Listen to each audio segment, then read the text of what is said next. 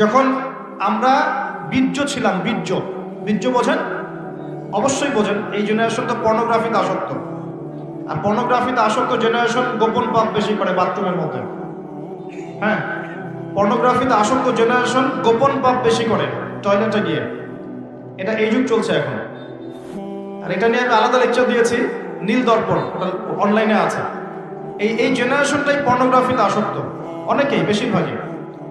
এমন মানুষ খুব কম পাওয়া যাবে যার ফোনের মধ্যে এইসব পর্ন ভিডিও নাই, বা যে দেখেনি কোনোদিন। হয়তো একটা মানুষও খুঁজে পাওয়া যাবে কিনা সন্দেহ আছে যে কখনো এটা দেখে নাই। তো এর ফলশ্রুতিতে গোপন পাপ বেড়েছে। আমরা এক সময় বীর্য ছিলাম, কি ছিলাম? শুক্রাণু এবং ডিম্বাণু মিলিত হয়ে জাইগোট গঠিত হয়, জাইগোট। ওই সময় আমাদের মধ্যে কোনো রূহ বা প্রাণ ছিল না। আল্লাহ পাক তখন আমাকে দেখেছেন, দেখেন নাই? আল্লাহ পাক তখন আপনাকে ভালোবেসেছেন, আপনার সাথে ছিলেন। আল্লাহ আপনাকে তখন মহব্বত করেছেন। আল্লাহ পাক তখনও আপনার খেয়াল রেখেছেন। আপনার প্রভু আল্লাহ পাক, আপনার রব আল্লাহ পাক তখনও আপনাকে দেখেছেন যখন আমরা জাইগোট ছিলাম। তারপর হচ্ছে আলাক। আলাক মানে জমাট বাঁধা রক্তপিণ্ড। মায়ের গর্ভে রক্তের পিণ্ড আকারে ছিলাম, কোনো হদিস ছিল না আমাদের। এই মহাবিশ্বে আমাদের কোনো অস্তিত্ব ছিল না, একটা মাংসের টুকরা ছিলাম, এতটুকু। আস্তে আস্তে এর মধ্যে হাড় এসেছে, হাড়। যখন 4 মাস 10 দিন বয়স হয়েছে, তখন আল্লাহ রাব্বুল আলামিন তার নিজ অনুগ্রহে আপনার আমার রূহটাকে পাঠিয়ে দিয়েছেন ফেরেশতার মাধ্যমে। সেই ফেরেশতা এসে মায়ের গর্ভে আত্মা বা রূহটাকে ফুঁকে দিয়েছে। এরপর বাচ্চাটা নড়াচড়া করা শুরু করেছে। তখন আপনি মায়ের গর্ভে ছিলেন, আমি মায়ের গর্ভে ছিলাম। আমরা আমাদের অস্তিত্ব জানতাম না। আল্লাহ পাক আমাদেরকে লালন পালন করেছে। তখনও আল্লাহ পাক আমাকে ভালোবেসেছেন। তখনও আল্লাহ আমার সাথে ছিলেন যখন আমার কোনো অস্তিত্ব ছিল না। এরপর আস্তে আস্তে আপনি বড় হয়েছেন। মায়ের গর্ভে আমরা কি করেছি আমরা জানি না, আমাদের মনে নাই। আমরা লাথি দিয়েছি, ছোটাছুটি করেছি, পানির মধ্যে ছিলাম, তখন খেতে পারতাম না। মা যা খেত তাই খেতাম। আমরা নিজেদের ভরণ পোষণ দেখাশোনা করার মতো স্বাবলম্বী ছিলাম না। তখন আল্লাহ পাক আপনাকে দেখেছেন, আল্লাহ আপনাকে দেখেছেন। এরপরে আপনি অনেক কষ্ট করে, আমরা অনেক কষ্ট করে মায়ের গর্ভ থেকে পৃথিবীতে এসেছি। আসার পরেই শয়তান আমাদের কলিজার মধ্যে খোঁচা দিয়েছিল। যখন খোঁচা দিয়েছিল তখন আমরা চিৎকার করে কান্না করে উঠেছিলাম। ঠিক তখনই আমাদের কানের মধ্যে আমাদের পিতারা আজান দিয়েছিল, আল্লাহু আকবার, আল্লাহু আকবার, আশহাদু আল্লা ইলাহা ইল্লাল্লাহ, আশহাদু আন্না মুহাম্মাদার রাসূলুল্লাহ, হাইয়া আলাস সালাহ, হাইয়া আলাল ফালাহ, আল্লাহু আকবার, আল্লাহু আকবার, লা ইলাহা ইল্লাল্লাহ। এটা দ্বিগুণ করে বলেছেন, ডাবল করে বলেছেন, আমি শর্ট করে বললাম। এই আজানের কেন আজান দিতে হয়েছে? কারণ শয়তান যখন কলবে খোঁচা দিয়েছে ঠিক তখনই আমরা চিৎকার করে কেঁদে উঠেছিলাম। এরপর আমাদের পিতারা আমাদের কানে আজান দিয়েছে। তখন আপনার আমার কোনো আসলে সেন্স ছিল না, এই ভালো মন্দ বোঝার কোনো জ্ঞান ছিল না। তখনও আল্লাহ আপনাকে দেখেছে, তখনও আল্লাহ আমাকে দেখেছে। আল্লাহকে চিনতে শেখেন, কে আল্লাহ। আমি আসলে ব্যাখ্যা করতে পারছি না, আমি জানি পারবো না, আমি ফিল করতে পারছি কিন্তু বোঝাতে পারছি না যে আল্লাহ পাক তখন আপনার আমার সাথে ছিলেন। আর যখন মায়ের গর্ভে রূহটা এসেছিল তখন ফেরেশতা 4টা বিষয় লিখে দিয়েছে আমাদের জন্য। এই 4টা বিষয়ের বাইরে কিচ্ছু হবে না। ফেরেশতা লিখে দিয়েছে আল্লাহর হুকুমে। 1 নাম্বার, ওই বাচ্চা সৌভাগ্যবান হবে না দুর্ভাগ্যবান হবে, লেখা হয়ে গেছে। মানে জান্নাতে যাবে না জাহান্নামে যাবে, লেখা হয়ে গেছে। আল্লাহ পাক লিখে দিয়েছেন এই সন্তান বড় হয়ে কত বছর বাঁচবে, লেখা হয়ে গেছে। 3 নাম্বার লেখা হয়ে গেছে তার রিজিক কি কি হবে, সে কি কি রিজিক পাবে। 4 নাম্বার লেখা হয়ে গেছে যে সে এই দুনিয়াতে কি কি কাজ করবে, কি কি আমল করবে। এই 4টা বিষয় আল্লাহ পাক লিখে দিয়েছেন যখন আমাদের মায়ের গর্ভে আমরা 4 মাস 10 দিন বয়সে ছিলাম। 4 মাস 10 দিনের আগে বাচ্চা নড়াচড়া করে না, মেডিকেল সায়েন্স পড়ে দেখে। এরপরে যখন আমরা দুনিয়া এসেছি মা আমাদেরকে বুকের দুধ খাইয়েছে। যদিও বা এখনকার মায়েরা তো বুকের দুধ খাওয়াতে পারে না, অনেকেই বাচ্চাদেরকে বেবি সিটারের কাছে রেখে আসে, দেখেন না? ওই চাইল্ড কি আছে না, ডে কেয়ার সেন্টার টাইপের, যেখানে কাজের বুয়াদের দিয়ে বাচ্চাদেরকে লালন পালন করানো হয়। এখন তো ফ্যামিলিস্ট রেভলিউশনের যুগ, মেয়েরা এখন ঘরে থাকতে পারে না, চাকরি বাকরি ব্যবসা বাণিজ্য, কত ব্যস্ততা ওদের। এই নিজের বাচ্চাকে রেখে আসে মানুষের কাছে, তাই না? চাইল্ড ডে কেয়ার সেন্টারে। পরে দেখবেন ওই বাচ্চারা মায়ের মমতাহীনতায় বড় হবে। যারা মায়ের মমতাহীনতায় বড় হয়, বাবার মমতাহীনতায় বড় হয়, এরা বড় হয়ে একটু উগ্র মেজাজের হয়ে যায়। পৃথিবীতে যত মানুষ এই যে অন্যদেরকে হত্যা করেছে বা ওভার এগ্রেসিভ ছিল, ওই মঙ্গলদের কথা বলেন, এই যে হিটলারদের কথা বলেন, পৃথিবীতে এগ্রেসিভ মনোভাবের যারা, যারা সন্ত্রাসী এবং অন্যান্য কর্মকাণ্ডের সাথে যুক্ত থাকে, এদের একটা বড় অংশ মায়ের মমতা পায়নি ছোটবেলায়। মায়ের মমতা খুব কঠিন জিনিস, বড় জিনিস। আজকেও যারা মা বাবার সাপোর্ট পায় না সমাজে, পরিবারে, তারা কিন্তু মন থেকে খুব ভিতর থেকে খুব ডিসঅ্যাপয়েন্টেড থাকে, হতাশ থাকে। পরিবারের সাপোর্ট নাই, এক পর্যায়ে গিয়ে মাদকের কাছে গিয়ে শান্তি খুঁজতেছে। মাদক নিয়ে আমাদের চেয়ারম্যান সাহেব কথা বলেছেন, আলহামদুলিল্লাহ। এর পিছনে অনেক কারণ আছে, আমাদেরকে কারণের গোড়ায় যেতে হবে। কারণটা কি? পারিবারিক মূল্যবোধ যখন অবক্ষয় ঘটে তখন ছেলেটা মাদক খায়। গার্লফ্রেন্ড বয়ফ্রেন্ড ফ্রি মিক্সিং এর মধ্য দিয়ে যখন একটা মেয়ে একটা ছেলেকে কষ্ট দেয়, হারাম প্রেমে যখন ছেঁকা খায়, তখন সে মাদক খেতে যায়। রিজন আছে পেছনে। তারপর যখন তাকে আমরা নামাজি বানাতে ব্যর্থ হই, সে অন্য কোনো জায়গায় সুখ খুঁজতে যায়, হয় মাদকের কাছে, অথবা গার্লফ্রেন্ডের কাছে, অথবা যে গিটার, অথবা যে আপনার কোনো মিউজিক্যাল ইনস্ট্রুমেন্ট, অথবা গান। এখানে গিয়ে সে শান্তি খোঁজার চেষ্টা করে, ইন্টারনাল পিস চায়, সে মন থেকে শান্তি চায়।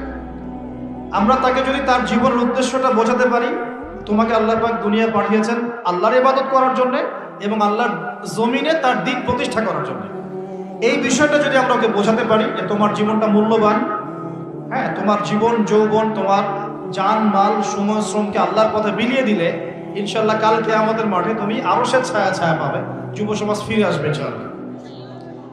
ওদের গোড়ায় আঘাত করতে হবে। কিসের হতাশা? গার্লফ্রেন্ড চলে গেছে, হতাশ হওয়ার কোনো কারণ আছে? যে আপনাকে ছেড়ে চলে যায় সে তো আপনাকে ভালোবাসে না, আর যে আপনাকে ভালোবাসে নাই তার জন্য আপনি মাদক খাবেন কেন? সিম্পল কথা, ঠিক আছে না? যে আপনাকে ভালোবাসে নাই তার জন্য আপনি কেন মাদক খাবেন? দেখা যায় বেকারত্ব, চাকরি বাকরি পাচ্ছে না, বাসা থেকে প্রেশার, কামাই রোজগার নাই, ঘরে বসে বসে খাস, হ্যাঁ, তোর পিছনে এত টাকা ঢাললাম, পারিবারিক সাপোর্টের অভাব, মায়ের মমতার অভাব, বাবার একটা বন্ধুত্ব সুলভ আচরণের অভাব, এইসব কারণে ও ভিতর থেকে ফ্রাস্ট্রেটেড হয়ে যায়। তখন বন্ধুর পাল্লায় পড়ে, বন্ধু বলে আয় ওসব বাদ দে, দুটো টান দে, শান্তি পাবে। তখন বন্ধুর কাছে যায়, এই যে টানা শুরু করলো, এখান থেকে শুরু হবে। প্রথমে সিগারেট থেকে শুরু করে, আস্তে আস্তে যাবে যে গাঁজা, ফেন্সিডিল, এখন তো ইয়াবার যুগ চলছে, আরো বড় বড় কত মাদক আল্লাহ ভালো জানেন এখন লঞ্চ হয়েছে, এগুলো প্রশাসন ভালো বলতে পারবে। তো স্টার্টিংটা কিন্তু এভাবে হয়, পারিবারিক সাপোর্টের অভাব, অথবা মমতার অভাব, অথবা একটা হৃদ্যতাপূর্ণ পরিবেশ নাই পরিবারের মধ্যে, ঝগড়াঝাটি ফাসাদ, পিতামাতার মধ্যে ফাসাদ, অথবা বন্ধুদের পাল্লায় পড়া, অথবা নারী, অথবা হতাশা, বেকারত্ব। এই কয়েকটাই কারণ মূলত, এগুলো থেকেই ছেলেরা মাদকের দিকে যাচ্ছে। তো কারণগুলো সলভ করতে হলে কোথায় আসতে হবে? আমি দুইটা খালি মেডিসিন বলে দেবো, অনলি দুইটা। কয়টা? দুইটা। আমি চ্যালেঞ্জ করছি, এই দুইটা মেডিসিন যদি প্রয়োগ করা যায় যুব সমাজের উপরে, ইনশাআল্লাহ 1% যুবক মাদক খাবে না ইনশাআল্লাহ। একটা মেডিসিন হচ্ছে কিচ্ছু না, শুধু ওদেরকে 5 ওয়াক্ত নামাজ পড়াতে হবে। টাইম টু টাইম তোমরা 5 ওয়াক্ত নামাজ পড়বা, যত হতাশা, গ্লানি, কষ্ট দেখবা, সমস্ত কষ্ট ওই আল্লাহর সামনে ঢেলে দিবা। যখন তোমার কেউ ছিল না, যে আল্লাহ তোমাকে দেখেছে, ওই আল্লাহর সামনে ঢেলে দিতে হবে। পারা যাবে ইনশাআল্লাহ? এই একটা মেডিসিন। অতএব নামাজই বানান, মানুষকে বেশি বেশি নামাজই বানান, অটোমেটিক সে মাদক থেকে দূরে আসবে ইনশাআল্লাহ। আল্লাহ পাক ওয়াদা করেছেন, আল্লাহ বলছেন ইন্নাস সালাতা তানহা আনিল ফাহশাই ওয়াল মুনকার ওয়া লাযিকরুল্লাহি আকবার।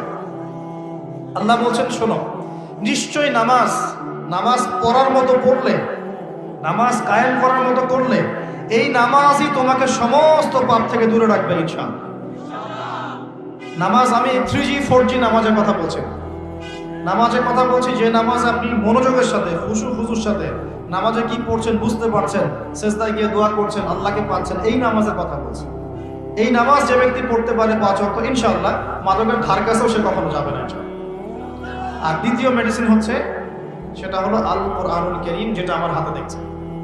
এই আল কোরআনুল কারীম যদি আপনি প্রতিদিন কমপক্ষে 1টা পারা করে তেলাওয়াত করেন, 30 দিন 30 পারা, প্রতিদিন 1 পারা, প্রতি মাসে 1 খতম, এতটুকু এই জিনিসটা অভ্যাস করতে পারেন, ইনশাআল্লাহ আপনার মনের মধ্যে প্রশান্তি দিয়ে ভর্তি থাকবে, কোনো কষ্ট থাকবে না ইনশাআল্লাহ।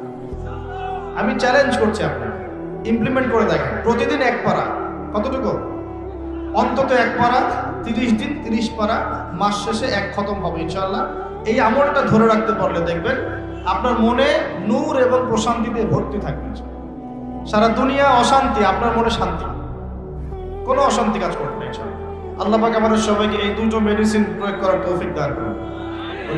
এবার আসি ভাই, ওই সময় সব লিখে দেওয়া হয়েছে যে আপনার রিজিক, হায়াত, তারপরে কাজ কি হবে, সাফল্য, সৌভাগ্যবান না দুর্ভাগ্যবান হওয়া।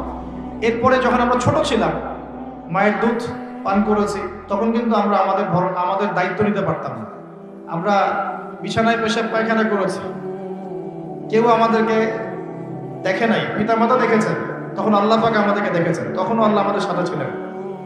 আমরা শ্বাস নেওয়া শুরু করব, শ্বাস নেওয়া, এই শুধু শ্বাস নিঃশ্বাস নেয়ার যে ক্ষমতা বা এই যে নিয়ামত, এই নিয়ামতটুকুর শুকরিয়া কি আমরা আদায় করতে পারবো? আমাদের শরীরে রক্ত চলছে, রক্ত যে সংবহন তন্ত্রটা চলছে, এই রক্ত সার্কুলেশন বন্ধ হয়ে গেলে আমরা বাঁচবো? এটা কে দেখছেন? এটা এই যে হার্ট যে পাম্প করছে, হার্টবিট, একটা হার্ট পাম্প করার পরে আল্লাহর অনুমতি চায়, আল্লাহ আরেকবার পাম্প করবো কি? আল্লাহ অনুমতি দেয়, তারপর পাম্প করে। এত সহজ? রাতে যখন ঘুমাই আমরা, আমাদের আত্মা আল্লাহ পাক নিয়ে নেন, এটা অনুমতি প্রাপ্ত হয় যে আমি আল্লাহকে আবার ফিরিয়ে দিবেন, যদি দেয় তাহলে আপনি সকালে উঠবেন, না হলে উঠতে পারবেন না। সূর্য ডুবে আল্লাহর পারমিশন নেয় যে আমি কি আগামীকাল আবার উঠবো, আল্লাহ পারমিশন দিলে তারপর ওঠে। প্রভু রব কি জিনিস, আল্লাহকে চিন্তা হবে। আমরা যখন কিছুই করতে পারতাম না, হাঁটতে পারতাম না, আমরা দাঁড়াতে পারতাম না, আমরা আগে হামা করে দিতাম, তারপর আমরা বসা শিখেছি, তারপরে আস্তে আস্তে কিছু ধরে দাঁড়ানো শিখেছি, তারপর আস্তে আস্তে আমরা একটু হাঁটা শিখলাম, তারপর দৌড়ানো শিখলাম। এখন আস্তে আস্তে আমাদের শরীরে শক্তি আসছে না, যৌবনকাল চলে আসছে, এখন আমরা আল্লাহকে আর চিনি না। এখন আমরা আল্লাহকে কি চিনি না। লক্ষ লক্ষ কোটি কোটি যুবক বাংলাদেশের বাড়িতে নামাজ পড়ে দেন, ও মনে করে যে ওই সব কিছু, যৌবনকালে এসেছে, ও মনে করে এটাই আমার সব কিছু। তারপরে লক্ষ লক্ষ মেয়েও আছে যারা কিন্তু নামাজ পড়ে না, ওরা ভুলেই গেছে যে ওরা মায়ের গর্ভে কখনো ছিল। আমরা সবাই মায়ের গর্ভে অসহায় ছিলাম, আমরা ভুলে গেছি যে আল্লাহ পাক তখন আমাদের সাথে ছিলেন। এভাবে জীবনের প্রতিটা ধাপে ধাপে আল্লাহ পাক আমাদেরকে দেখেন, খাওয়ান, পড়ান, শ্বাস নেন, শ্বাস নেওয়ার তৌফিক দেন, ঘুম থেকে ওঠার তৌফিক দেন, আমাদেরকে হাঁটার তৌফিক দেন, হার্টবিট পাম্প করে, রক্ত চলাচল করে। হ্যাঁ, আমরা শ্বাস নেই, খাই, কত কি করি সারা জীবন, অথচ এই সমস্ত নিয়ামতগুলো কে দেন? সে আল্লাহকে যদি ভুলে যান, তাহলে কোশ্চিনকালেও দুনিয়ায় সফল হতে পারবেন না, পরকালেও সফল হতে পারবেন না। আমরা তো কারো প্রতি অল্প একটু ইহসান করার পরে, মনে করেন একজন বন্ধুকে আপনি 4-5 বার টাকা পয়সা ধার দিয়েছেন, এখন সে যদি আপনার সাথে বিরুদ্ধাচরণ করে, আপনি মুখের উপর বলে বসেন, তোর জন্য এত কিছু করলাম, তুই আজকে আমার জন্য এটা করলি। আরে সারা জীবন ধরে আল্লাহ আমাদের জন্য কত কি করে যান, প্রতি মুহূর্তে, প্রতি সেকেন্ডে। একটা আয়াত আছে সূরা আর রহমানে, কুল্লা ইয়াউমিন হুয়া ফি শান, মানে আল্লাহ পাক সব সময় কন্টিনিউয়াসলি প্রতি মুহূর্তে এই মহাবিশ্ব পরিচালনার কাজে ব্যস্ত আছে। মনে করেন এখানে যত মানুষ আমরা আছি, সবাই যদি আমার সাথে এখন একসাথে এট এ টাইম মোসাফা করতে আসেন, আমি বিরক্ত হব না? সবাই এসে হুমরি খাওয়া শুরু করেন মোসাফা, সবাই আমাকে যদি একটা কথা একসাথে বলা শুরু করেন, আপনার একটা কথা, আপনার একটা, আপনার একটা, আপনার একটা, সবগুলো আমি শুনতে পারবো? 1 সেকেন্ডের মধ্যে সারা বিশ্বের কোটি কোটি মানুষ একই সময় আল্লাহর কাছে দোয়া করে, আল্লাহ সবার দোয়া শোনেন, এক মুহূর্তেই শোনেন। আমরা সবাই এখন বসে আল্লাহর কাছে চাচ্ছি সবার মনে। জান্নাতে যাওয়ার পরে, জান্নাতে যাওয়ার 100 কোটি বছর পর আমরা কি করব আল্লাহ এখনই সেটা জানেন, জানেন না? আবার জাহান্নামে যাওয়ার 100 কোটি বছর পর জাহান্নামীরা কোন শাস্তি ভোগ করবে আল্লাহ সেটাও জানেন। তো এই মহান রবকে এখন মানুষ বিশ্বাস করে। এখন নাস্তিকতার যুগ চলছে, আস্তাগফিরুল্লাহ। এখন কি প্রোটেস্ট্যান্ট ইসলামের যুগ চলছে, মানে কিছু অংশ ইসলামের পালন করে, কিছু অংশ পালন করে। ইসলাম, কোরআন, হাদিস, পর্দা, এই বিষয়গুলোকে মানুষ এখন কটাক্ষ করা শুরু করছে, আক্রমণ করা শুরু করছে। গত পরশু দিনে দেখলাম যে সুইডেনের মতো কান্ট্রি, ওরা তো বাক স্বাধীনতা নাকি বিশ্বাস করে, ওখানে প্রকাশ্যে আল কোরআনকে পুড়িয়ে দিল। দেখেছেন না? দেখেছেন না? আরো ঘোষণা দিয়েছে যে আস্তাগফিরুল্লাহ, আরো বলে পড়াবে এবং শুকরের রক্ত দিয়ে নাকি কোরআনকে মাখিয়ে দিবে। নাউযুবিল্লাহ। আমরা দোয়া করি আল্লাহ পাক ওদের চেহারাগুলোকে জাহান্নামে জ্বালিয়ে দেখ। হেদায়েতের দোয়া করতে পারবো না, এদের জন্য হেদায়েতের দোয়া করার রুচিবোধ আমাদের মধ্যে নেই। আল্লাহ পাক অচিরেই এদেরকে ধ্বংস করবেন ইনশাআল্লাহ, অচিরেই ধ্বংস তো হবে, এটা আমি নিশ্চিত। কারণ আমি শেষ জামানার ছাত্র, স্টাডি করি যে 3টা বড় বড় ভূমিকম্প আসা এখনো বাকি আছে। তার মধ্যে একটা হবে পশ্চিমা সভ্যতায়। এই ইউরোপিয়ান সিভিলাইজেশনের মধ্যে পশ্চিমা সভ্যতা একটা বড় ভূমিধস হবে অচিরেই। এখানে একটা বড় অংশের মাটি নিচে চাপা পড়ে যাবে ইনশাআল্লাহ। এটা কি আমাদের 10টা বড় নিদর্শনের একটা। 3টা বড় বড় ভূমিকম্প বাকি আছে, একটা পশ্চিমে, একটা পূর্ব দিকে, একটা পৃথিবীর মাঝখানে। তো এরা কোন জাতি? এরা সমকামী, ছেলে ছেলেকে বিয়ে করা এদের কাছে জায়েজ। তো ওরা তো কোরআনের বিরোধিতা করবেই, কোরআন তো এর বিরুদ্ধে কথা বলছে। কোরআন বলছে সমকামী একটা কম ছিল, কওমে লূত। ওদেরকে আল্লাহ পাক এমন শাস্তি দিয়েছেন যা বিশ্বে কাউকে দেন নাই। একদম মাটিটা উপরে তুলে আসমানে উঠায়, আসমান থেকে পাথর বর্ষণ করে সবগুলোকে থেতলা করে দিয়ে উল্টা দিকে আবার দাফন করে দিয়েছে কওমে লূতকে। জর্ডানের ডেড সি বা মৃত সাগর ওই জায়গা যেখানে কওমে লূত ছিল। আর এরা হচ্ছে কওমে লূতের বর্তমান ট্রেডিশন, বর্তমান রেভলিউশনের বলতে পারে বর্তমান ভার্সন হচ্ছে এরা। কওমে লূতের বর্তমান ভার্সন এরা, প্রেজেন্ট ভার্সন এরা এই সভ্যতা, পশ্চিমার এই সভ্যতা ছেলে ছেলেকে বিয়ে করা জায়েজ মনে করে। তো ওরা তো কোরআনের বিরুদ্ধাচরণ করবেই। আর কোরআন বলছে যে এরকম করলে একদম ধসাই দেব শাস্তি দিয়ে। আসমানের নিচে জমিনের উপরে সবচেয়ে বড় বড় পাপগুলোর মধ্যে এটা একটা। ওরা তো সুদখোর, সারা বিশ্ববাসীকে সুদ খাইয়েছে। আর কোরআন বলছে সুদ যে খায় সে যেন আল্লাহ এবং তার রাসূলের সাথে যুদ্ধ করে। তাহলে ওরা তো কোরআনের বিরোধিতা করবেই। কোরআন বলছে যে সমাজে সাম্য থাকতে হবে, সাম্য। আর ওরা তো সাম্যের বিরোধী। ওরা মানবতার ধ্বজা ধরে বিশ্বের বিভিন্ন মুসলিম কান্ট্রির মধ্যে মুসলিম থেকে নির্যাতন করেছে। ওরা তো কোরআনের বিরোধিতা করবেই, স্বাভাবিক। কোরআন বলছে এইসব জালেমদের সাথে জিহাদ করতে, আর এই কিতাবে সেটা লেখা আছে। তাহলে ওরা তো এই বইটা পুরোতে চাইবে না? এগুলো পড়লে তো আপনার ভিতরে একটা জজবা চলে আসবে। ওরা চাইবে এখান থেকে আপনাকে দূরে সরাই দিতে। কোরআন বলছে মুসলিমদের ঐক্যের কথা। তো ওরা তো মুসলিমদের ঐক্য পছন্দ করবে না, অতএব কোরআন তো পুরাতে হবেই ওদের কাছে। কোরআন বলছে ওরা বস্তুবাদী আর আখিরাত চিরস্থায়ী। তো বস্তুবাদী এই সভ্যতা আখিরাতমুখী সভ্যতার বিরুদ্ধাচরণ তো করবেই। কোরআন বলছে যে দ্বীন ইসলামকে আল্লাহ পাক পাঠিয়েছেন সারা বিশ্বে বিজয়ী হওয়ার জন্য।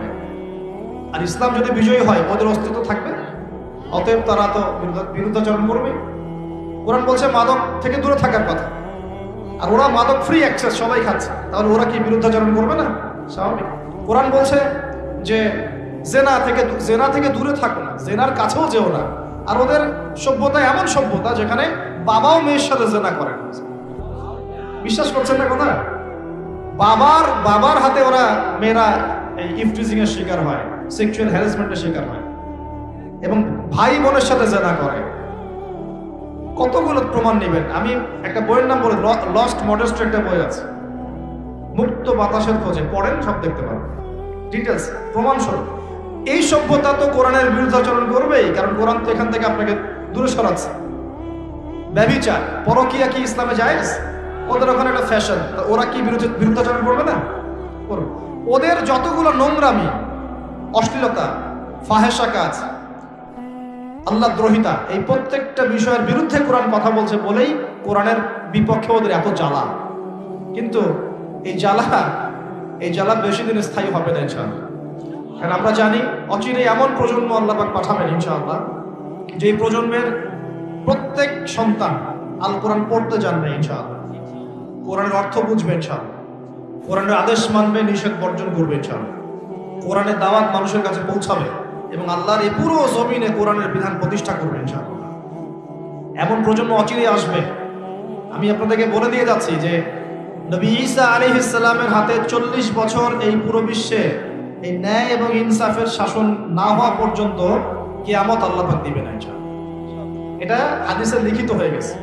তিনি আসবেন, তার আগেই ইমামুল মাহদী আসবেন, তিনি দাজ্জালকে হত্যা করবেন এবং দাজ্জালকে ফলো করবে, কিন্তু এরাই দাজ্জালকে ফলো করবে। তবে পাথর বা গাছের পিছনেও যদি দাজ্জালের বাহিনী গিয়ে লুকায়, ওই পাথর আর গাছও কথা বলা শুরু করবে। তারা বলবে, ইয়া মুসলিম ইন্না ওয়ারা আল ইয়াহুদ তাআল ফাকতুলহু, হে মুসলিম, আমার পিছনে একজন ইহুদি আছে, আসো একে হত্যা করে যাও। পাথর এবং গাছ কথা বলবে। বিশ্বাস করছেন? এই সময় সামনে অপেক্ষা করছে। বিশ্বে এখন যা দেখছেন তার কিছুই থাকবে না। নতুন একটা বিশ্ব পৃথিবী দেখবে, এমন বিশ্ব যেখানে না আছে কোনো জুলুম, না আছে কোনো অন্যায়, না কোনো পাপাচার, না কোনো জেনা, না কোনো যে আল্লাহ দ্রোহিতা, না কোনো কুফর, না কোনো শিরক, ইনশাআল্লাহ এমন একটা বিশ্ব অচিরে আমাদের সামনে আসছে ইনশাআল্লাহ। তবে আমাদের কিছু কাজ আছে, ওই কাজ বলতে গিয়ে দেখে এসেছে। প্রথমে আল্লাহকে চিনতে হবে। কি করতে হবে? আল্লাহকে চিনতে হবে। আল্লাহ রাব্বুল আলামিন আমাদের রব, এটা চিনতে হবে। যখন আমাদের কেউ ছিল না, কে ছিল? আল্লাহ। এখন আপনি বড় হয়েছেন, আল্লাহকে ভুলে যাচ্ছেন, আস্তে আস্তে কিন্তু আপনি আবার দুর্বল হবেন। যেমন মায়ের গর্ভে যেমন দুর্বল ছিলেন জন্মের পর, আবার কিন্তু আস্তে আস্তে এমন দুর্বল হবেন। এই যে এখন যৌবনকাল চলছে, খুব দ্রুত দেখবেন যৌবন পাস হয়ে যাচ্ছে। আর এখন কিন্তু সময় অনেক দ্রুত যাচ্ছে, কারণ এটা কিয়ামতের একটা সাইন। এই সময় কিন্তু টাইম দ্রুত যাওয়া শুরু করবে। এমনকি একটা বছর একটা মাসের মতো চলে যাবে, একটা মাস একটা সপ্তাহের মতো চলে যাবে, একটা সপ্তাহ একটা দিনের মতো চলে যাবে। এরকম মনে হচ্ছে না এখন? আস্তে আস্তে এমন হচ্ছে। এটার মানে হচ্ছে সময় থেকে বরকতটা উঠে যাচ্ছে। সময় থেকে কি উঠছে? টাইম কিন্তু ঠিকই আছে, মানে 24 ঘন্টা 24 ঘন্টায়, কিন্তু একটু দ্রুত পাস হচ্ছে, মানে আপনার বরকতটা কমে যাচ্ছে।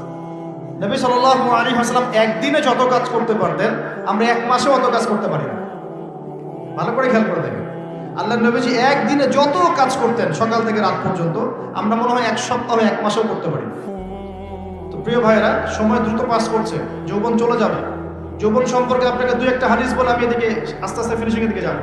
আল্লাহর নবী বলেছেন, 7 শ্রেণীর মানুষকে আল্লাহ পাক আরশের ছায়া দিবেন, যেদিন ওই ছায়া ছাড়া অন্য কোনো ছায়া থাকবে না। তার মধ্যে দ্বিতীয় শ্রেণী হচ্ছে, আচ্ছা প্রথমটা হচ্ছে ন্যায়পরায়ণ শাসক। শাসন ক্ষমতা পাওয়া কোনো দোষের কিছু নয়, ন্যায় বিচার করলে আরশের ছায়া পাবে ইনশাআল্লাহ। আমরা দোয়া করি আল্লাহ পাক আমাদের সবার উপরে ন্যায়পরায়ণ শাসক মনোনীত করুন বলি আমিন। এরপরে দ্বিতীয় শ্রেণী হচ্ছে সেই যুবক যে তার যৌবন কালটাকে আল্লাহর পথে বিলিয়ে দিয়েছে। এই সুযোগ এখন আপনাদের সবার সামনে আছে। এখন আপনি কোন পথে যাবেন, decision is yours, choice is yours, আপনার চয়েস। আপনি কি শয়তানের পথে যাবেন, নাকি একটা মেয়ের পিছনে সময় নষ্ট করবেন, নাকি হতাশার আর মাদকের পিছনে সময় নষ্ট করবেন, না আল্লাহর দ্বীনের জন্য কিছু করবেন? আল্লাহর দ্বীনের জন্য করতে হলে কিছু বৈশিষ্ট্যের দরকার আছে, যোগ্যতার দরকার আছে। এমনি এমনি কি অ্যাচিভ করা যায় কোনো কিছু? দুনিয়ার একটা চাকরি কি এমনি অ্যাচিভ করা যায়? পড়তে হয়, মেসে থাকতে হয়, স্টাডি করতে হয়, অ্যাসাইনমেন্ট জমা দিতে হয়, পরীক্ষা দিতে হয়। এভাবে 10-15 বছর পড়ার পর একটা সার্টিফিকেট অর্জন করে আপনি চাকরি নিচ্ছেন, তাই নয় কি? একটা চাকরি নিচ্ছেন, বিসিএস ক্যাডার হচ্ছেন, বড় বড় জায়গায় যাচ্ছেন। তাহলে দিনের জন্য কাজ করার জন্য বা আল্লাহর দিনকে প্রতিষ্ঠা করার জন্য যোগ্যতার দরকার আছে না? প্রথম যোগ্যতা হচ্ছে জ্ঞান অর্জন করা। কি করা? কোরআন এবং সুন্নাহর বেসিক জ্ঞান আপনাদের সবাইকে অর্জন করতে হবে। রাজি আছেন তো ইনশাআল্লাহ? সর্বপ্রথম কোরআন তেলাওয়াত করা শিখতে হবে। কি করতে হবে? কোরআন তেলাওয়াত করা শিখতে হবে। আগামী রমজান আসার আগেই সবাই তেলাওয়াত করা শিখে নিব ইনশাআল্লাহ। রাজি আছি তো ইনশাআল্লাহ? 2 নাম্বার, কোরআনের ভাষা শিখতে হবে, আরবি ভাষা। তাহলে কোরআন আপনি বুঝতে পারবেন ইনশাআল্লাহ, পড়ে বুঝতে পারবেন আল্লাহ পাক কি বলছে।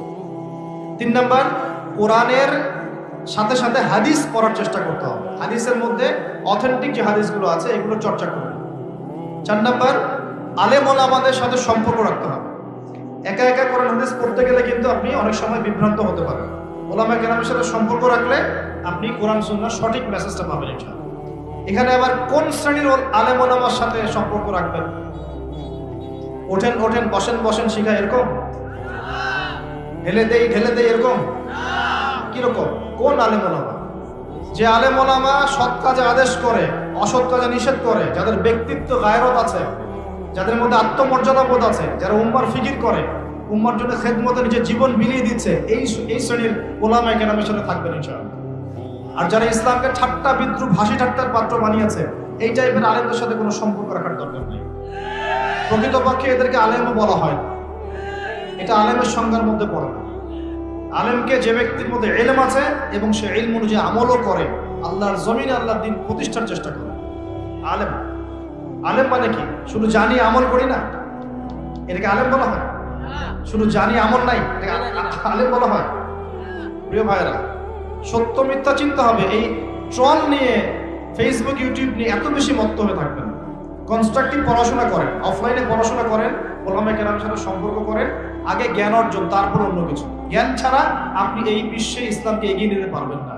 কারণ এখন জ্ঞান দিয়ে যুদ্ধ করা হচ্ছে। কি দিয়ে যুদ্ধ হচ্ছে এখন? একটা সময় ছিল আগে তরোয়াল দিয়ে যুদ্ধ হতো, মনে আছে? তারপরে যুদ্ধ হওয়া শুরু হচ্ছে ট্যাঙ্ক দিয়ে, কামান দিয়ে, গোলা বারুদ দিয়ে, মনে আছে? এখন পারমাণবিক যুদ্ধের যুগ না? পারমাণবিক অস্ত্র দিয়ে মানুষ যুদ্ধ করার জন্য মরিয়া হয়ে আছে, তাই না? আমরা আশঙ্কা করছি যে বিশ্বের সামনে হয়তো একটা পারমাণবিক যুদ্ধও হয়ে যেতে পারে। আল্লাহ ভালো জানেন, আল্লাহ ভালো জানেন, আপনারা জানেন। তবে এখন সবচেয়ে শক্তি কোন জিনিসটা? সবচেয়ে বড় শক্তি হচ্ছে প্রযুক্তি। সবচেয়ে বড় শক্তি কি? প্রযুক্তি, তথ্য প্রযুক্তি। যার কাছে যত বেশি প্রযুক্তি এবং ডাটা আছে, সেই রাষ্ট্র তত বেশি শক্তিশালী। অতএব আমাদের সবাইকে জ্ঞান অর্জন করতে হবে। এবং কোন জ্ঞান? যেটা প্র্যাকটিক্যাল জ্ঞান। শুধু জ্ঞান বই পুস্তকে পড়ে রাখলাম, হ্যাঁ, যেটা প্র্যাকটিক্যাল কোনো ভিত্তি নাই, এটা কিন্তু আসলে প্রকৃত জ্ঞান নয়। যে জ্ঞানটাকে প্রয়োগ করা যাচ্ছে এবং জ্ঞান প্রয়োগ করে ইসলামকে এগিয়ে নেওয়া যাচ্ছে। তো এখন কি ডারউইনের মতবাদ পড়বেন নাকি? হ্যাঁ, বলছে যে বানর থেকে মানুষ হয়েছে, আর আমরা সূরা বাকারার মধ্যে দেখছি মানুষ থেকে বানর হয়েছে। জানেন? এটা হয়তো জানেন না, বলছি শোনেন। আল্লাহ পাক একটা জাতিকে বলেছিলেন শনিবারে মাছ ধরবে না। কি করবে না? শনিবারে মাছ ধরবে না। বনু ইসরাইল কারা জানেন তো? কারা? হ্যাঁ, ইয়াকুব আলাইহিস সালামের বংশধর, কিন্তু প্রকৃতপক্ষে ইহুদি বলা হয় কাদেরকে? যারা মুসা আলাইহিস সালামের কওম। আর নাসারা বলা হয় কাদেরকে? যারা ঈসা আলাইহিস সালামের কওম। ঠিক আছে? তো এই বনু ইসরাইলের মধ্যে একটা কওম ছিল যাদেরকে আল্লাহ পাক বলেছিলেন যে শনিবারে মাছ ধরো না। ওরা তো বেশি চালাক, শনিবারে মাছ না ধরে একটা বাদ দিয়ে রাখছে, শনিবারে মাছ ধরবো না, মাছগুলো আগে আসুক, এখানে আটকা থাকবে, পরে ধরবো। এই একটা সীমা লঙ্ঘন করার কারণে আল্লাহ পাক সূরা বাকারার মধ্যে বলছেন যে আল্লাহ পাক ওই জাতিটাকে বানর বানিয়ে দিয়েছে। তাহলে মানুষ থেকে বানর হয়েছে, দলিলটা কোরআনে আছে। আর ওরা যে ডারউইনের মতবাদ দিচ্ছে, এটা কুফরি মতবাদ। কেউ যদি এখানে বিশ্বাস করে, মন থেকে বিশ্বাস করে, তার ঈমান চলে যাবে, কোনো সন্দেহ নেই। আমরা এসেছি জান্নাত থেকে। কোত্থেকে? মানুষ বানর থেকে আসে নাই, মানুষ জান্নাত থেকে আসছে। আমাদের পিতা কোথায় ছিল? আমাদের পিতা জান্নাতে ছিল। সেখানেই তো ইবলিস প্রলোভিত করলো, গাছের কাছে চলে গেলেন। তারপর আল্লাহ পাক নারাজ হলেন, হ্যাঁ, তওবা করলেন, আল্লাহ তওবা কবুল করলেন, কিন্তু দুনিয়ায় পাঠিয়ে দিলেন। তাহলে আমরা কোত্থেকে আসছি? আমরা এই দুনিয়ার বাসিন্দা নই, আমরা জান্নাতে ছিলাম, সেখান থেকে আমরা এখানে আসছি। আমরা বানর থেকে মানুষ হই না। তো কোরআন বলছে এই কথা। আর কিছু কিছু ক্ষেত্রে দুঃখজনক, দুর্ভাগ্যজনক, এটা আমাদের জন্য দুর্ভাগ্যজনক যে আমাদের বাচ্চাদের বইপত্রে কিছু কিছু ক্ষেত্রে এগুলো শেখানো হচ্ছে। তো এগুলো জ্ঞান নয়, এগুলো জাহেলিয়াত। এগুলো কি? জাহেলিয়াত। এইসব জ্ঞান অর্জন করতে যাবেন না। এখন যদি পরীক্ষায় পাশের জন্য পড়তেই হয়, তাহলে কি করবেন? তাহলে আমি বলবো যে আপনার ইমানে দুর্বলতা আছে। আমাদের উপরের লেভেল থেকে পদক্ষেপ গ্রহণ করতে হবে, অথবা সামাজিক সচেতনতা গড়ে তুলতে হবে। আর যদি কোনোভাবেই এই সব বইপত্র পরিবর্তন, সংশোধন না করে, তাহলে কি করবেন? নতুন নতুন শিক্ষা প্রতিষ্ঠান গড়ে তোলেন, মাদ্রাসায় পড়ান, সিলেবাসের মধ্যে সংশোধন নিয়ে আসা। আমি তো একটা লেকচারে বলেছি 3 ঘন্টা লাগবে প্লে গ্রুপ থেকে নিয়ে ক্লাস 5 পর্যন্ত জেনারেল শিক্ষা, ইসলামিক শিক্ষা সমন্বয় করে আপনাকে 3 ঘন্টার মধ্যে দিয়ে দিব ইনশাআল্লাহ। আমার ছেলে ক্লাস 5-এ যেতেই পাস করায় হাফেজ হবে। মিনিমাম সে 100টা হাদিস মুখস্থ করবে, আরবি ভাষা শিখবে ইনশাআল্লাহ, পাশাপাশি বাংলা, ইংরেজি, অঙ্ক এগুলো সবই শিখবে। 3 ঘন্টা লাগবে। আলহামদুলিল্লাহ শুরু করেছি, আল্লাহ ভালো জানেন কতদূর করতে পারবো। ইচ্ছা আছে সারা বাংলাদেশের প্রত্যেকটা ডিস্ট্রিক্টে একটা করে এমন প্রতিষ্ঠান গড়ে তোলার, যেখানে জেনারেল শিক্ষা, ইসলামী শিক্ষার একটা সর্বোচ্চ সমন্বয় থাকে ইনশাআল্লাহ। আল্লাহ পাক কবুল করুন বলি আমিন। যাদের সামর্থ্য আছে এগিয়ে আসবেন, যাদের অর্থ সম্পদ আছে, জায়গা জমি আছে, তারা এগিয়ে আসবেন। আমি আপনাকে সর্বোচ্চ সিলেবাস দিয়ে সহযোগিতা করতে পারবো। আমি আপনাকে বইপত্র, ইংলিশ মিডিয়ামের বই, বাংলা মিডিয়ামের বই, অ্যারাবিক মিডিয়ামের বই, একটা ট্রাইলিঙ্গুয়াল কনস্ট্রাকটিভ সিলেবাস আমি আপনাকে গড়ে দিতে পারবো। আপনি পড়াবেন ইনশাআল্লাহ। ভালো টিচার আপনি খুঁজে বের করবেন, আপনি তাদেরকে ভালো বেতন দিবেন, তাদের জন্য প্রতিষ্ঠান করবেন, থাকার জায়গা করবেন, এটা আপনাদের দায়িত্ব। কিন্তু বিশ্বাস করেন, এটাই শিক্ষা। একমুখে যে শিক্ষা চলছে, এখানে অনেক দৈন্যতা আছে। আমরা কোনো ক্ষেত্রে আমরা মসজিদের ইমাম হয়েও বিশ্বের খবর রাখছি না। একজন ইমাম বিশ্ব অর্থনীতি, রাজনীতি সবকিছুর খবর রাখবে, কেন রাখবে না? কোনো ক্ষেত্রে আমরা ডক্টর, ইঞ্জিনিয়ার হচ্ছে ঠিকই, কিন্তু ইসলামের ওযু করার নিয়ম জানি না। এগুলো শিক্ষা হলো না। আমাকে ইসলামী শিক্ষার ভিত্তি অর্জন করে তারপর অন্য জায়গায় যেতে হবে ইনশাআল্লাহ। একজন পলিটিশিয়ান যদি সৎ হন, কুরআন সুন্নাহর জ্ঞান থাকে, তার দ্বারা আপনি সমাজে খেদমত পাবেন ইনশাআল্লাহ। একজন ডক্টর যদি সৎ হয়, কুরআন সুন্নাহর জ্ঞান থাকে, দেখবেন তাকে দেখেই রোগী ভালো হয়ে গেছে ইনশাআল্লাহ। প্রেসক্রিপশন করে দিয়ে বলবে যে ভাই নামাজটা 5 ওয়াক্ত পড়লেন, অজু অবস্থা থাকেন, পরিষ্কার পরিচ্ছন্ন থাকেন, কোরআন তেলাওয়াত করেন, রোগীকে মহব্বতের সাথেই ভালো করা যায়।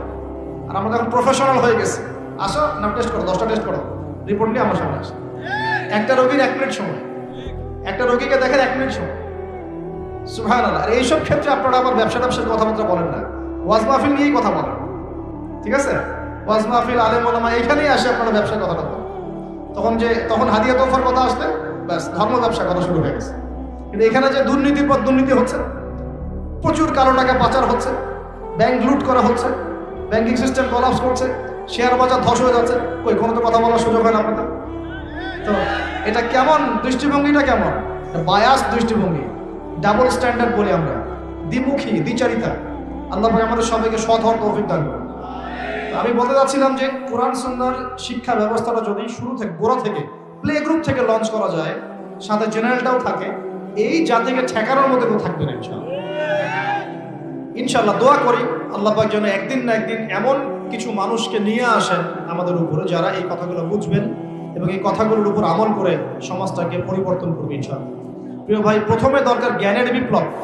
এখন যার কাছে যত বেশি জ্ঞান সে তত বেশি শক্তিশালী, জ্ঞান যার কাছে আছে সে তত বেশি শক্তিশালী। এরপর দরকার হবে আপনার আমল, বেশি বেশি নবীর সুন্নাহ অনুযায়ী আমল করতে হবে। জ্ঞান এবং আমল যখন একত্রিত হবে, আল্লাহর পক্ষ থেকে কলবের মধ্যে নূর আসবে। কি আসবে? আল্লাহর আলো, নূর আসবে। এটা কি ব্যাখ্যা করতে পারবো আপনাকে? এটা যখন আসবে, যার কাছে আসছে সেই জানে আল্লাহর নূর কি জিনিস। আল্লাহর নূর মানে আল্লাহ দ্রোহী কোনো কিছুই আপনার ভালো লাগবে না।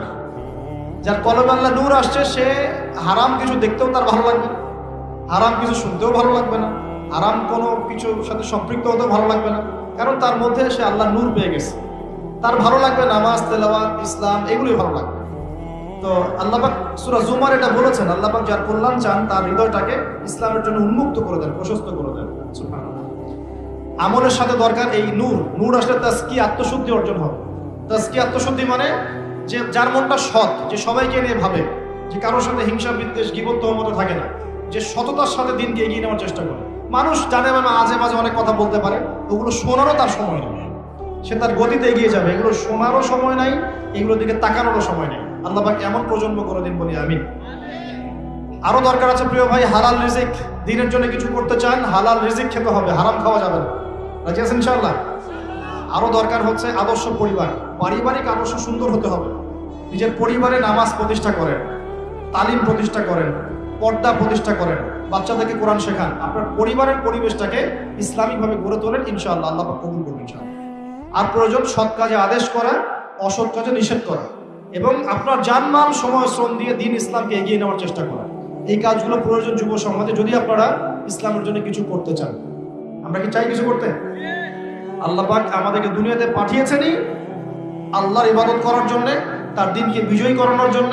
শর্ত দিয়েছেন, ইন তানসুরুল্লাহ ইয়ানসুরকুম, তোমরা যদি আল্লাহর দিনকে সাহায্য করো তবেই আল্লাহ তোমাদেরকে সাহায্য করবে। আল্লাহ বলছেন, ইন্নাল্লাহা লা ইউগাইয়িরু মা বিকওমিন হাত্তা ইউগাইয়িরু মা বিআনফুসিহিম, কোন কওমের অবস্থা আল্লাহ পরিবর্তন করেন না ততক্ষণ পর্যন্ত যতক্ষণ না তারা নিজেরা তাদের অবস্থা পরিবর্তনের চেষ্টা করছে। আমরা কি চেষ্টা করবো ইনশাআল্লাহ? এই কাজগুলো করবেন। পাশাপাশি আমি বলবো, আল্লাহকে চিনতে শিখবেন। আস্তে আস্তে আপনি দুর্বল হয়ে যাবেন, এই যৌবনটা থাকবে না, চলে যাবে। ওই 7 শ্রেণীর মানুষের মধ্যে যদি অন্তর্ভুক্ত হতে চান, তাহলে এই যৌবনটাকে আল্লাহর জন্য বিলাতে হবে। ওই 7 শ্রেণী আরো আছে, সেই ছেলে বা সেই যুবক, সেই লোক যাকে কোনো যুবতী সুন্দরী নারী জেনার জন্য আহ্বান করে, সে বলে আমি আল্লাহকে ভয় করি। এইরকম প্রজন্ম কোথায় এখন? কোথায় প্রজন্মের? আরো আছে সেই ব্যক্তি যে একে অপরকে আল্লাহর জন্য মহব্বত করে, এমন ভাবে দান করে যে বাম হাত জানে না ডান হাত কি দান করেছে, যার অন্তর মসজিদের সাথে ঝুলন্ত থাকে। এখনকার যুব সমাজের অন্তর ঝুলে থাকে ফোনের সাথে। তো এই বিষয়গুলো অর্জন করতে পারলে আরশের ছায়া ছায়া পাবো ইনশাআল্লাহ। আস্তে আস্তে আমাদের সবাইকে বৃদ্ধ হতে হবে। অলরেডি শোনেন, ওই যে বললাম মায়ের গর্ভে বয়স লিখে দেওয়া হয়েছে, যদি লিখে দেওয়া থাকে 60 বছর, তাহলে আমাদের অলরেডি কিন্তু 30 বছর চলে গেছে। আপনি চান বা না চান, ইচ্ছা অনিচ্ছায় চলে কিন্তু গেছেই। যেটা চলে গেছে 1000 দড়ি দিয়ে টানলেও সেটা আর ফিরে আসবে না। অতএব বাকি যে সময়টা আছে, এই সময়টাকে কাজে লাগাতে হবে। আমি বারবার বলি একটা কথা, কারণ এটা আমি নিজেও করেছিলাম, নিজে করেছি, উপকৃত হয়েছি, আপনাকে বলেছি। রাত্রে ঘুমানোর সময় চোখ বন্ধ করবেন।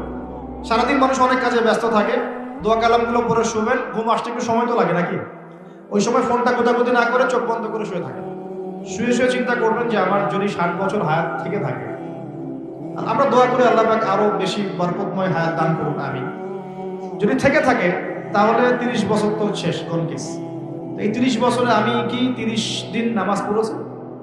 এই 30 বছরে কি আমি 30 পারা কোরআন একবার পড়ে দেখলাম?